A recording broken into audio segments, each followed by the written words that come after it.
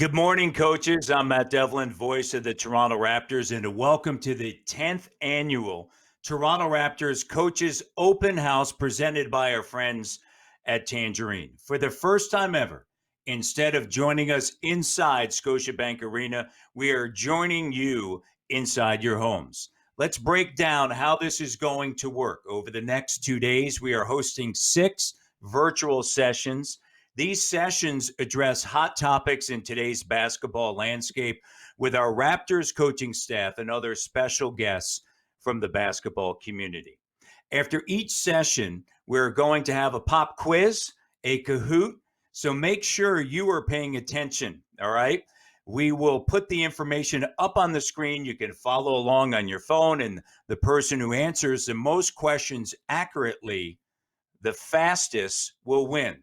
So you got to be accurate and you got to be fast, and you would be the winner. Yes, speed and accuracy do matter here. The person with the highest score will be mailed a signed Raptors jersey. That's right, a signed Raptors jersey. So we welcome everyone to this great forum and great conversation that we will have. Let's get session number 1 started here. And joining me in our conversation, one of the great young leaders in the game of basketball, not only in the NBA, but throughout, of course, the entire world, is the general manager of the Toronto Raptors, Bobby Webster. Bobby, how you doing? What's up, Matty D? Miss you, man. It, we miss seeing you, but now here I am. I get to see you. I mentioned, I say young because you have ascended to the top of this industry in a rapid fashion because of not only your skill set and who you are, your passion for the game, and I mentioned the NBA, but then also worldwide, because this is a global game, and you've had the opportunity to travel the world and certainly speak to so many different people. And you're looking at, from a coaching perspective, I think this is what's so great for all the coaches out here. You have somebody like Bobby Webster that's going to share some of his insights. That's at the other end, right? He's the general manager. He played the game, and here he is going to he's going to share with you that perspective. So thank you so much, Bobby, for taking the time. We really appreciate it. Thanks for having me. Obviously, can't wait for the season to get going here, but this is a great event. Usually I attend it every year as a participant, and I listen and I learn. So really, really happy to be part of it. We've talked about so many things, over the course of the last few months with respect to the NBA. But I want to take you back and really start with the idea of going into the bubble. And it was really unique. I know that the NBA, Bobby, had said that they wanted one individual, my understanding, from the front office to be in the bubble. But the Toronto Raptors took a different approach, and it was one that I think once everybody got in there, realized how important, but also how significant it is that not only yourself, but also Masai Ujiri decided to go into the bubble. What went into that decision? Yeah, I think a lot of people asked about it, and from our perspective, it really wasn't too difficult of a decision, and I'm not even sure we discussed it. I think it was expected from ourselves that we would both be in there, um, mainly because of all the things that we've all learned, and love about being part of a team, being part of this Raptors family, which is we're all in it together, and I think to an extent we all would have felt a bit removed or maybe. Felt like we weren't committing ourselves in the same way that the players and the rest of the staff were. And I think we all knew that our aspirations were to win another championship, and I think that was our full expectation going in. And we all had our roles, and we all knew, um, how we could contribute and how we could support and push the players. And so from our perspective and from my perspective, it was never a question. And if anything, once we got down there, to your point, it was abundantly clear there were so many things going on with the team. Obviously, with some of the social justice issues, that there's really no other place I'd rather be. It's obviously a difficult decision from a personal point of view. I have 2 young kids, and so my family and wife, stayed behind. But from a professional and just from a life experience, it was incredible. And I think, obviously, bowing out in the second round wasn't our intended goal, but I think we'll all look back, incredibly fondly on what happened there, and it'll stay with us for a really long time. Bobby, how important was it for the team to be clear? And you mentioned the social justice and the things that were going on within not only the bubble but throughout the NBA, throughout basketball, and then certainly throughout society. So how important was the outgoing message that this return to play was about more than just basketball, and to highlight social justice and the Black Lives Matter movement? Huge. I think, to put it, pretty simply, we we collectively wouldn't have gone down there if it wasn't about that, and that wasn't a priority. And I think even that message evolved over time in the bubble. But I think, obviously the first COVID pandemic, and then some of the continued police brutality just you know forced us all to re-examine our values, what we believe in, what we want to project to the world, and at the same time understanding the power and the voice that the Raptors, collectively, but also individually, we had. And so going down there, we had a lot of talks, and I think, obviously, part of it from a symbolic standpoint. But when we entered the bubble in the Black Lives Matter buses, there's just a lot of things that we talked about behind the scenes, and how we wanted to conduct ourselves, how we wanted to present, and how ultimately we wanted to make an impact. There were many different examples of how the Raptors were leaders in the fight for social justice, whether it be, as you mentioned, with the buses with Black Lives Matter on the side going through Florida, also arriving with different T-shirts, different messaging that the team had, inclusive of. Uh, Obviously looking at the game, the history of the game, and honoring those before, inclusive of senior advisor Wayne Embry, the Hall of Famer. And I know that everyone throughout the organization at different points have reached out and talked to him because he was at the forefront in the 1960s in the United States. But, this was something that, certainly from leadership on down, was, you could tell that there was a true sense that it was extremely important to make sure that everyone, ultimately, inclusive of you think about Nick Nurse and getting out to vote, and that everybody was galvanized and behind this. Huge. I mean, you touched on all the different points. I think, um, in talking to people like Wayne and other people who've been in these positions before, one thing that stood out to me was, um, you know, lead in this area and making a change in this area that's relevant and authentic to you. And someone told me, not everyone's going to be Colin Kaepernick, and I think that's what we all can relate to, which is, for someone like Nick, he really cared about the voting, right?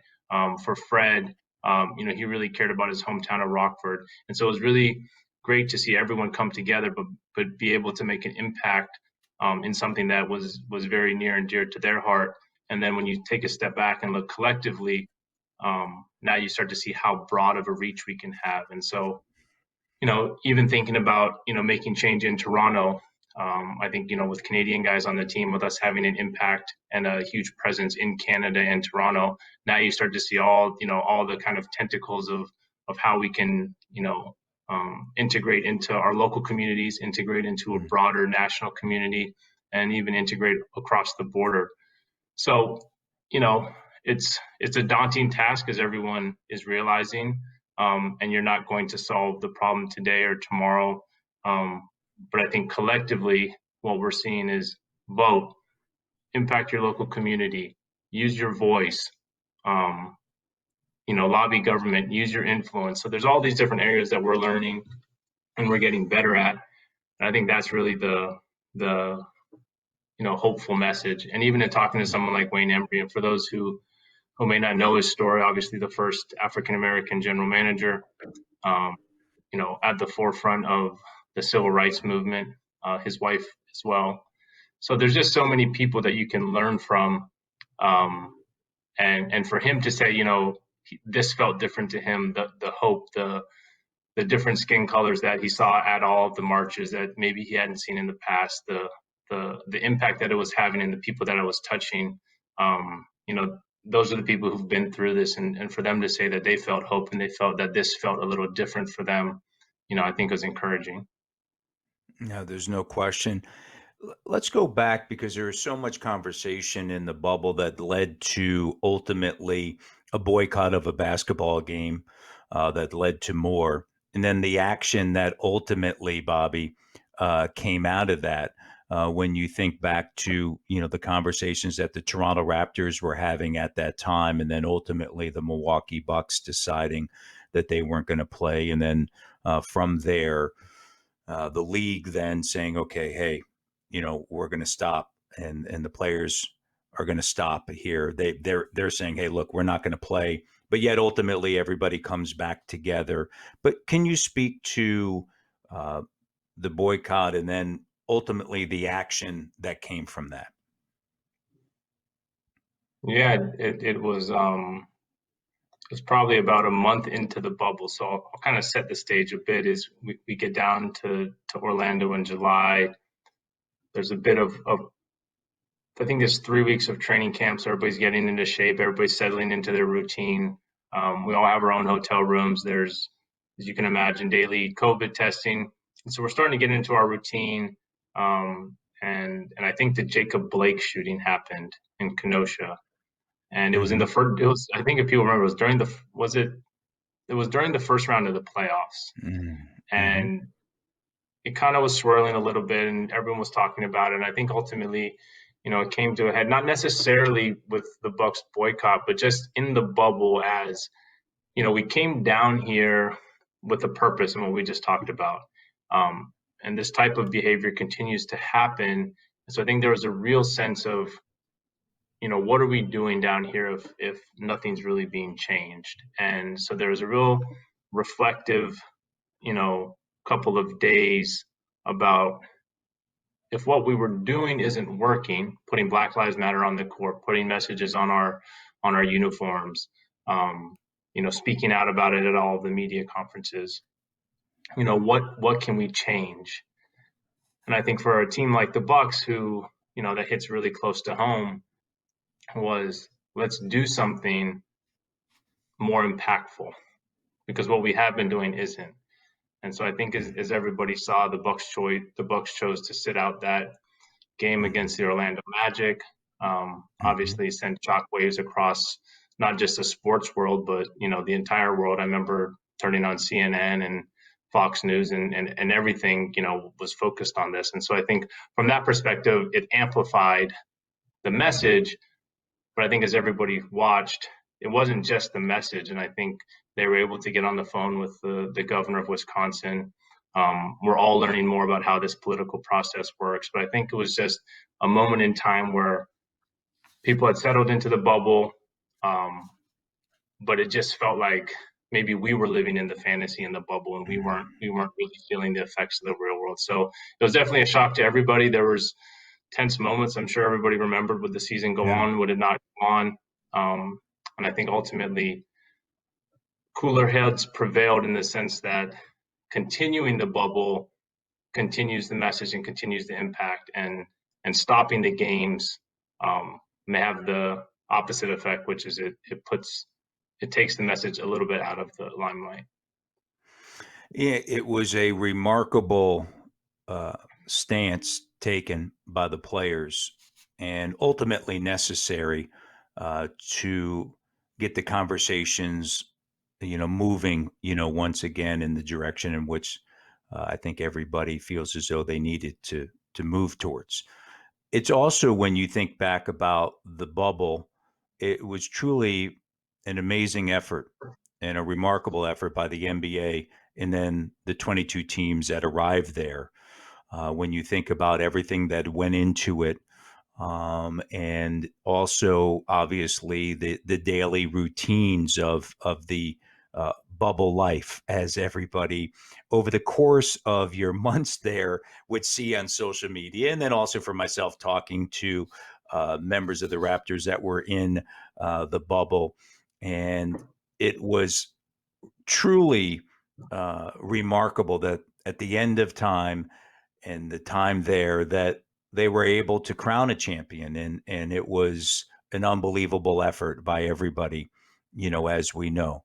For you being in the bubble, obviously technology is such today where we can FaceTime and we can have Zoom calls and you can see your family. However, I can only imagine what you felt like upon returning home and seeing your family. Yeah, it's not anything I can really describe as far as, maybe it's, being shipped off or, leaving your job for a few months. Um, I think the perspective that I kind of came back with was, the bubble wasn't restrictive in the sense that you couldn't do things, right? So we could go for a bike ride, as people saw, we fished, you go to games. So the only thing I can kind of relate it to is, let's say, wherever you live, they said you can't leave your neighborhood. So on a day-to-day basis, you'd be fine. You go to the store, you do your things, um, and after a few days, you really don't. It doesn't really sink in. But I will say, after the second, month, um, there's something a little weird about putting a restriction on where you can go that doesn't wear on you necessarily each day, but the accumulation of it does. And so, upon flying back to Toronto, obviously the elation and joy of seeing your family is huge, but there there is a little bit of a freedom that I think we all take for granted, and it's a very, you know being in the bubble wasn't bad, but there is something about just being able to kind of just go and do what you want, and I think that wore on people too in the bubble, and I think that was not necessarily the perfect mix for what happened with the boycott, but there was definitely added mental stress, added Sure. pressure within the bubble, and there's really no escape. I think people talked about it. You Yeah. have a bad game, there's nowhere to go. Um, but yeah, coming home was huge, and I will say it was a bit surprising. Everyone was very diligent in the bubble, and you get tested every day. And I would say the outside world was a bit more restrictive. You get to a point in the bubble where you can talk to your friends and go to an outdoor restaurant and have a drink. But coming back to Toronto, there was a bit of, oh yeah, I almost forgot how what pandemic life is like. Yeah, it's when it does provide a plan. Plan's the right word, but maybe a pathway to thinking about, okay, if you are able to ultimately test every day and do those sort of things and, do the things that were done in the bubble, right? That, that this is a pathway forward as far as the health is concerned, but understanding obviously what went into the bubble and what goes into testing. And I think that we're all aware, of that. And, it's been surreal. I'm not going to lie, Bobby.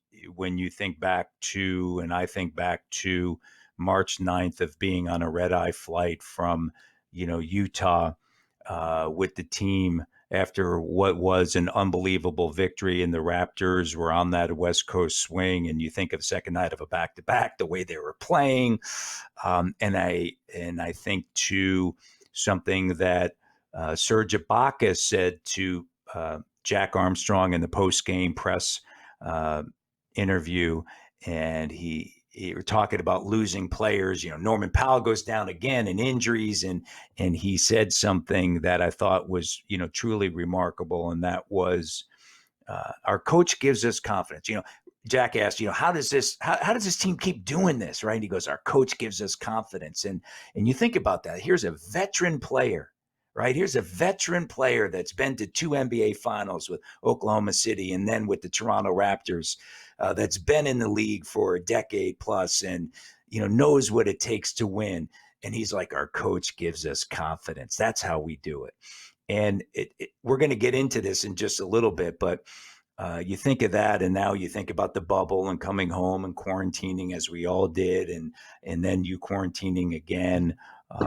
It just speaks to the times. And so I want to, and we'll get back to the coaching aspect, but as we now look ahead, Bobby, to this upcoming season, and so much was put now into a shortened off season.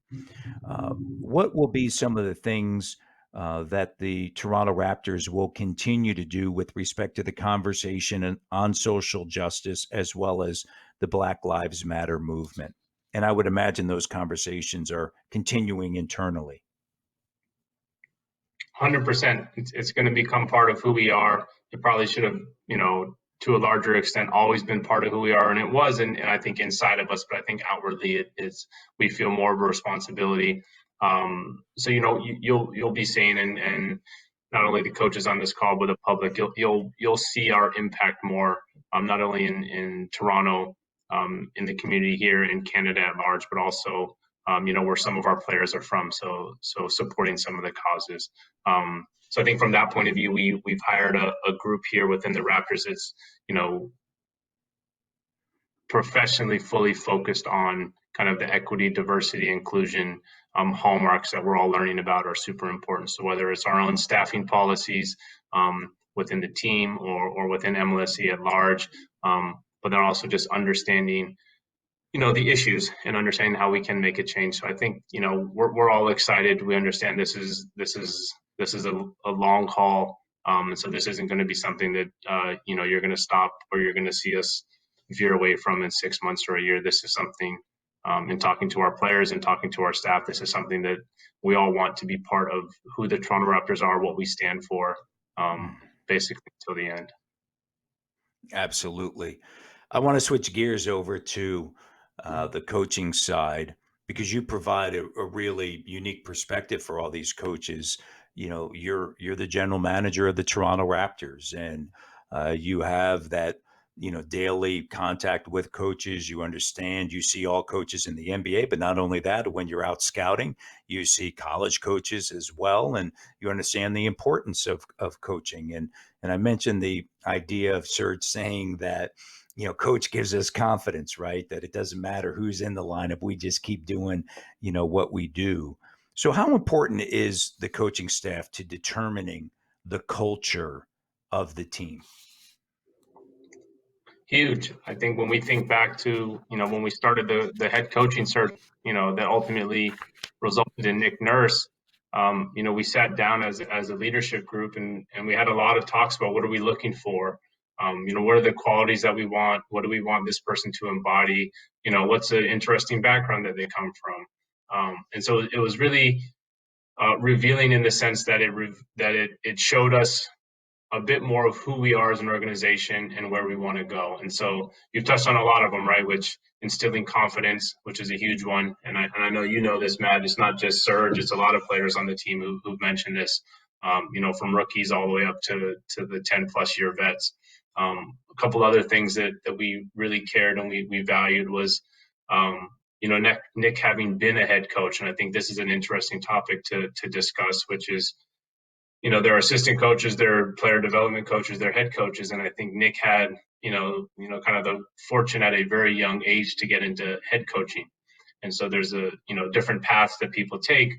You could be an assistant for 10, 15, 20 years, or you could be a head coach at a really young age. I'm sure he would admit it, make a ton of mistakes, but you learn a lot. And so there's just different pathways. And so I think from that point of view, Nick had sat in that chair. And I think, unique to where we were with that team and what we wanted to accomplish, we had some success. And so I think from that perspective, we wanted someone who sat in that chair before, and not necessarily that they wouldn't make the mistakes, but he explained pretty well to us. He goes, whether you're coaching in Britain or you're coaching the G League, you still have the man on the team. You still have interpersonal dynamics. You still have people that want playing time. You still have people who, are complaining about, their role. And so those dynamics don't change whatever level you're coaching at. And so I think from our perspective, that was really important, which is really, if you kind of boil it down, head coaching experience is just being in a position of leadership, and having to deal with managing people, leading people, instilling confidence in people, holding people accountable, all the things that we know.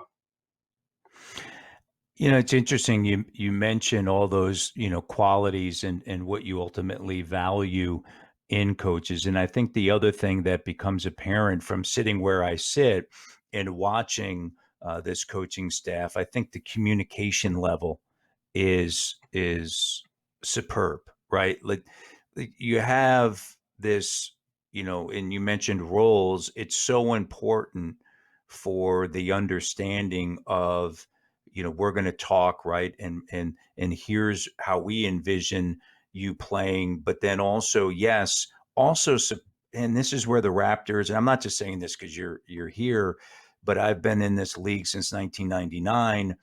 They are at the very top, and there's other organizations, Miami Heat are one, in development, right? And it starts with setting a standard. It starts with the communication. And this is who you are today. This is who you can be in the future if you continue to work on these skills, right? And so that communication, just speak to the importance of that communication standpoint, but then also this is really important, I think, for coaches to understand that you want to also leave open this idea of the constant improvement, or and it may not be everyday improvement, but it may be a month, 2 months, and 3 months, but having not only what needs to be done today, but then also what you'll ultimately see over the course of one season, 2 seasons, 3 seasons. You have examples of that on your team. Yeah, you're hitting on a lot of different points. I'll try and explain it, maybe through a very simple example, but why the communication is huge for us. So uh, we start to look and draft players out of college, sign guys overseas, sign free agents, and so obviously unique to the NBA. Not all basketball industries have coaches and management, but so we can identify a player. So let's say we go and identify that we would like to draft OG, right? And obviously we did that. So now the communication has to transfer, right, from the scouts to someone like me, right? We draft him. Now, if you just handed him over to the coaches as a kind of blank slate, they actually might see him completely different than how we see him and why we drafted him. So there's initial communication, right? We drafted this player because of X, Y, and Z. This is kind of where we think he can go. You guys are the experts at developing him, but I think from that perspective, we don't want a mixed message to OG coming from the front office, coming from the coaches. So now he's kind of in the coaches' hands. Now you have Nick Nurse, who now has a staff of, let's say, 10 different coaches. What does Nick want? And how does he communicate to his coaches how they like to develop OG? And so now I think where you start to see the problems are maybe a front office drafts a player and the expectations from the front office are different than maybe with the coaching staff, or the coaching staff just may see his skill set differently. And then even on a coaching staff, there may be different coaches who see the skill set differently.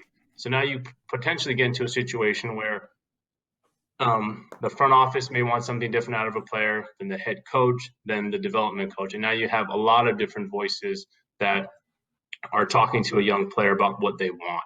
Now, the reverse is true, and what we're trying to implement and what we've done, I think, successfully so far, which is having all of those important and invested parties on the same page. So now the communication is these are the two things we want to work on, and it's coming from 8 different people, and there's not 8 different people, giving different pieces of advice. And I think that's just really important.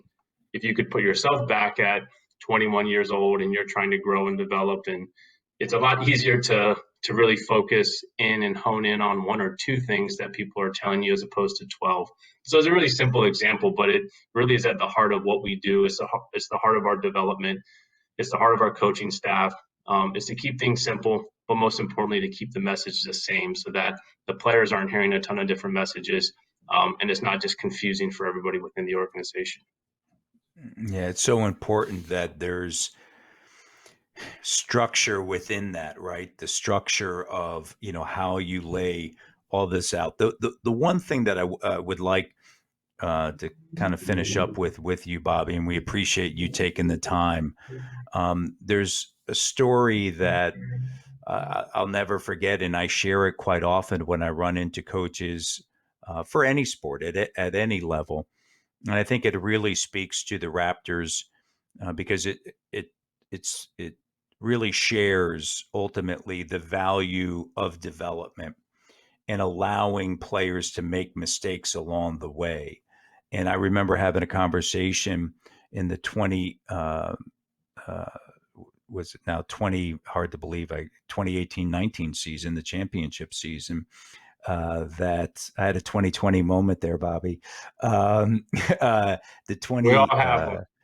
yeah, the 2018-2020 season, 2019 season, pardon me, with Nick, we're out on the road having a cup of coffee and we're talking about Pascal. And it was at that time, as they were starting to have Pascal bring the basketball up, facilitate the offense, and he was going through uh, the growing pains that you would expect a player to go through, quite honestly. But again, allowing that player to make mistakes, but yet also providing the proper support so that in turn, eventually, you'll have a player in the NBA finals do what he was able to do on a large scale. But a part of that too was, and I'll never forget his game winning shot against the Phoenix Suns, right?